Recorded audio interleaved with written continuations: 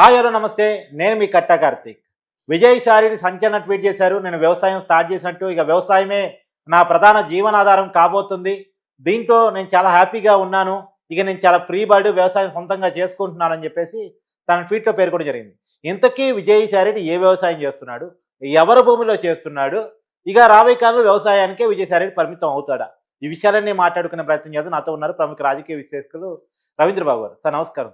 నమస్తే Karthik. Sir social మీడియాలో విజయసాయిరెడ్డి వ్యవసాయం చుట్టూ అనేక కామెడీలు, ప్యారడీలు నడుస్తా ఉన్నాయి. ఆయనేదో ఏ రకమైనటువంటి వ్యవసాయం చేస్తున్నాడు? ఎవరి భూమిలో చేస్తున్నాడు? నిజంగా వ్యవసాయాన్ని నమ్ముకునే పరిస్థితి ఉందా? ఈరోజు ఆంధ్రప్రదేశ్‌లో వైఎస్ఆర్ కాంగ్రెస్ పార్టీకి సంబంధించిన శ్రేణులు ఉలిక్కి పడేటట్టుగా ఆంధ్ర రాష్ట్ర ప్రజలు ఆశ్చర్యంగా, ఆనందంగా ఉన్న వేళ విజయసాయిరెడ్డి రాజీనామా. హ్మ్. ఎందుకంటే విజయసాయిరెడ్డి లాంటి ఆర్థిక నేరస్తుడు రాజకీయాల్లో ఉండకూడదు. హ్మ్. రాజీనామా చేయటం మంచి పరిణామం.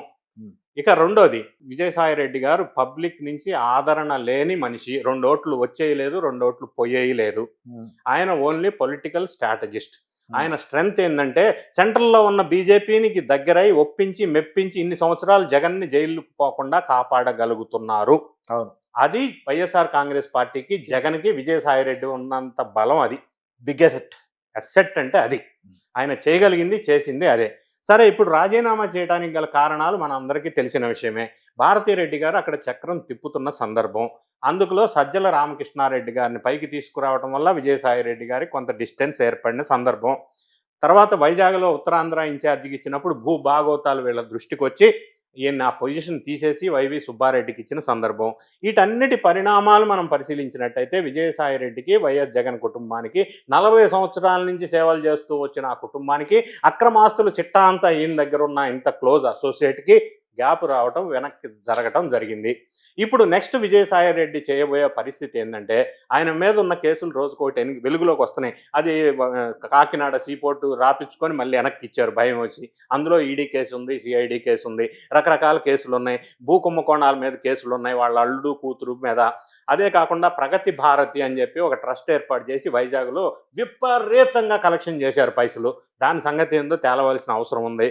ఆ తర్వాత బీచ్ రోడ్లో చాలా ల్యాండ్స్ ఆక్యుపై చేశారు, అది కూడా వెలుగులోకి వస్తూ ఉన్నాయి. ఈ విధంగా చెప్పుకుంటూ పోతే ఆయన చేసిన అవకతవకలు, భూ అక్రమాలు, భాగోతాలు రోజుకొకటి వెలుగులోకి వస్తున్నాయి. రాబోయే రోజుల్లో వైఎస్ఆర్ కాంగ్రెస్ పార్టీ మునిగిపోతున్న సందర్భంలో విజయసాయిరెడ్డికి జైలుకి వెళ్తే కొన్ని ఇబ్బందులు ఎదురవుతాయి. నెక్స్ట్ ఆప్షన్ ఏం చేయాలా? బీజేపీ అండదండలు తీసుకొని, ఆల్రెడీ ఆయనకు ఆ బంధం బలంగా ఉంది కాబట్టి వాళ్ళు ప్రొటెక్షన్ తీసుకొని ఈయన దాచుకోవాలి, అందులో దాక్కొని ఇప్పుడు బీజేపీ కూడా సేవ్ చేసినట్టు. ఎందుకంటే ఈయన రాజ్యసభ బీజేపీకే పోయింది ఇప్పుడు. అదొకటి. రెండోది, బీజేపీకి ఆంధ్రప్రదేశ్లో బేస్ లేదు. కమలం ఆంధ్రప్రదేశ్లో వికసించాలంటే వైఎస్ఆర్ కాంగ్రెస్ పార్టీ పతనం కావాలా, జగన్ రెడ్డి జైలుకి వెళ్ళాలా. ఎందుకంటే తెలుగుదేశం పార్టీ ఎన్డీఏలో భాగస్వామి కాబట్టి. సో వాళ్ళకున్న ఆప్షన్ ఇదే కాబట్టి ఈ వైఎస్ఆర్ కాంగ్రెస్ పార్టీని అణగదొక్కే ప్రయత్నంలో విజయసాయిరెడ్డిని చేరదీసినట్టుగా మనకు అందుతున్న సమాచారం. విజయసాయిరెడ్డికి ఏంటంటే అంతకంటే వేరే దారి లేదు, గత్యంతరం లేదు. ఇందులో ప్రక్రియలో భాగంగా బీజేపీ వాళ్ళు విజయసాయిరెడ్డికి ఇచ్చిన అసైన్మెంట్ ఏంటంటే, టార్గెట్ ఏంటంటే, గోల్ ఏంటంటే వైఎస్ జగన్ కుటుంబాన్ని స్పాయిల్ చేయాలన్న కోపం, కసి, పగ, ప్రతీకారంలో ఉన్న విజయసాయిరెడ్డి జగన్ రెడ్డి గారి తల్లిని షర్మిళని బీజేపీ వైపు తోలుకెళ్ళి జాయిన్ చేపించాలి. కాంగ్రెస్ ఉందిగా షర్మిల. అదే అంటున్నా, కాంగ్రెస్ అంటే బీజేపీకి ప్రత్యర్థే కదా. అవును. కాంగ్రెస్ మీద బీజేపీ పగ తీర్చుకోవాలా? హ్మ్.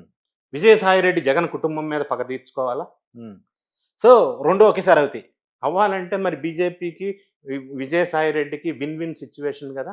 హ్మ్. ఇన్ని టార్గెట్స్తో బీజేపీకి దగ్గరయ్యి రాబోయే ఎలక్షన్ ఇంకా టైం ఉంది. ఈ టైంలోపు బీజేపీకి కొంత ఫౌండేషన్ కల్పించడంలో ఆంధ్ర రాష్ట్రంలో ఇప్పుడు ఆల్రెడీ మీడియా పెట్టి బీజేపీకి భజన చేయబోతున్నాడని సమాచారం కూడా ఉంది. మీడియా పెట్టబోతున్నాడు. మీడియా హౌస్ పెట్టి ఈ ఎలక్షన్ వచ్చే ఈ 4 సంవత్సరాల్లో బీజేపీకి కొంత బేస్ కల్పించడం ఒకటి. రెండోది, ఈ జగన్ మీద ఉన్న పగా ప్రతీకారం తీర్చుకోవడం కోసం కేసులు మళ్ళీ బయటికి తీయటం. మొన్న ఈ మధ్య పైకి మీరు జగన్ కసి కోపం అన్నారు కానీ పైకి మాత్రం జగన్మోహన్ రెడ్డి గారు మంచి నాయకుడు, గొప్ప నాయకుడు అని మాట్లాడుతూనే ఉన్నాడుగా. మాట్లాడకపోతే ఆ చర్యలు వేరే రకంగా ఉంటాయిగా.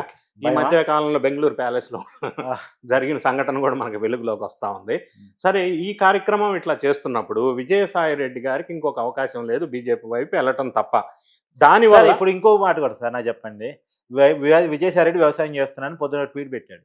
దాని మీద అందరూ చేస్తున్న కామెడీ ఏందంటే గంజాయి మొక్కలు పండిస్తున్నాడా? ఎర్రచందనం మొక్కలు పండిస్తున్నాడా అని.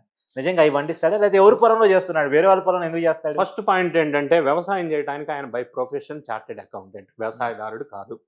రెండోది, రిజైన్ చేసినప్పుడు ప్రెస్ మీట్ పెట్టినప్పుడు ఆయన ఎవరన్నా ప్రశ్నలు అడిగితే మీరు వ్యవసాయ రంగం గురించి అడగండి, వ్యవసాయ రంగంలో మెళకువల గురించి అడగండి, సాగునీటి పారుదల గురించి అడగండి, ఎరువులు ఎట్లా వెయ్యాలని అడగండి అని ఆయన అనలా. బాబాయ్ హత్య కేసులో హార్ట్ అటాక్తో ఎందుకు చనిపోయాడు అని చెప్పాడు ఈయన ఆ రోజు అంటే అవినాష్ రెడ్డి చెప్పాడు నాకు అన్నాడు. అవును. అంటే ఇందులో మీనింగ్ ఏ విధంగా తీసుకోవాలి? ఇది మాత్రమే కాదు సార్. ఇంకో మాట ఇండైరెక్ట్ గా బెదిరింపు ఏమో నాకు తెలియదు కానీ ఇది కేవీ రావు గురించి అడిగినప్పుడు నాకు ఆ విషయం తెలియదు, తన ఇంట్రాగేషన్ లో తెలిసింది కానీ నాకు సంబంధం లేదు అన్నాడు. నాకు సంబంధం లేదన్నాడే గాని నిజానికి విక్రాంత్ రెడ్డికి వాళ్ళందరికీ సంబంధం లేదు. కేవీ రావు ఎవరో కూడా నాకు తెలియదు అన్నాడు. ఒకటి అన్నాడు. జరిగిన విషయాలు తెలిసింది. గతంలో ఆయన కోర్టుకి వెళ్ళొచ్చిన సందర్భంలో నేను కేవీ రావు మీద పరువు నష్టం దావా వేస్తాను, ఏ ఒక్కరిని వదలను నేను అన్నాడు. ఇప్పుడు ఈ రోజు ఏమంటాడు? అసలు జరిగిన సంఘటనలో నాకు తెలియదు అంటాడు. మొన్న ఇన్వెస్టిగేషన్ లో తెలిసింది నాకు అంటాడు. మరి అరబిందో ఎవరి సంస్థ? అరబిందో ఇంతకుముందు 108 అంబులెన్స్ల విషయంలో 8,000 కోట్ల కుంభకోణం ఇప్పుడే బయటకు వచ్చింది. 108 అంబులెన్స్ మెయింటెనెన్స్ అరవిందోకి ఎవరు ఇప్పించారు? ఈయన కాదా ఇప్పించింది? అరవిందో వాళ్ళు కాకినాడ సీపోర్ట్లో ఇన్వాల్వ్ అయింది ఈయన కాదా? కాకినాడ SEZ 8,000 ఎకరాలు ఎవరు తీసుకున్నారు? ఇవన్నీ ఒక్కొక్కటి ఢిల్లీ లెక్కర్ స్కామ్ దగ్గర నుంచి ఇప్పుడు ఆంధ్రప్రదేశ్లో లెక్కర్ స్కామ్ కూడా బయటకు వస్తున్న సందర్భం. దాంట్లో ఈయన ఖచ్చితంగా విజయసాయి రెడ్డి గారు హస్తం ఉన్నమాట వాస్తవం. వీటన్నిటి గురించి ఈయన ప్రొటెక్ట్ చేసుకోవాలంటే బీజేపీ అండా తీసుకొని కొంత ప్రొటెక్ట్ చేసుకుంటాడు, దానికి సహకరిస్తాడు. ఆ విధంగా ఈయన అడుగులు పడతా ఉన్నాయి. ఈయన అక్రమ వ్యవసాయం చేసేది ఆ పరిస్థితి అయితే ఇక్కడ లేదు. ఈయన చేసే పని వ్యవసాయం అయితే ఈ పరిస్థితుల్లోనే ఉంది. ఇప్పుడున్న కేసులు చాలా ఎక్కువైపోయాయి. నిజంగా ఆయన గంజాయి పండించుకుంటాడా? గంజాయి పండిస్తాడని మనం ఎలా చెప్తాం? అదే ఆయన ఆర్థిక నేరస్తుడని మాత్రమే చెప్పగలం. ఆ మాట నేను చెప్పట్లా. ఈడీ సిబిఐ కేసెస్ ఉన్నాయి కాబట్టి 16 నెలలు జైలుకి వెళ్ళొచ్చాడు కాబట్టి, ఆర్థిక కుంభకోణాల్లో కేసులు ఉన్నాయి కాబట్టి, ఆర్థిక నేరస్తుడిగా ఏటుగా ఉన్నాడు కాబట్టి నేను ఆర్థిక నేరస్తుడని మాత్రమే అనగలను. అంతకు మించి ఆయన ఏం అనలేము. ఆయన పొలిటికల్ స్ట్రాటజిస్ట్ అని మాత్రం చెప్పగలం. ఆయన అవసరం కోసం ఏదైనా చేయగలడు అని చెప్పగలం. ఇన్ని సంవత్సరాలు చేసిన అవకతవకలు చాలా ఉన్నాయని మాత్రం చెప్పగలం. కేంద్రం నుంచి జగన్ రక్షిస్తున్నాడని మాత్రం చెప్పగలం. అంతవరకు మనం చెప్పగలం. ఇక మిగతా విషయాలు ప్రస్తావన మనం చేయజాలం కదా. Thank you sir. Thank you.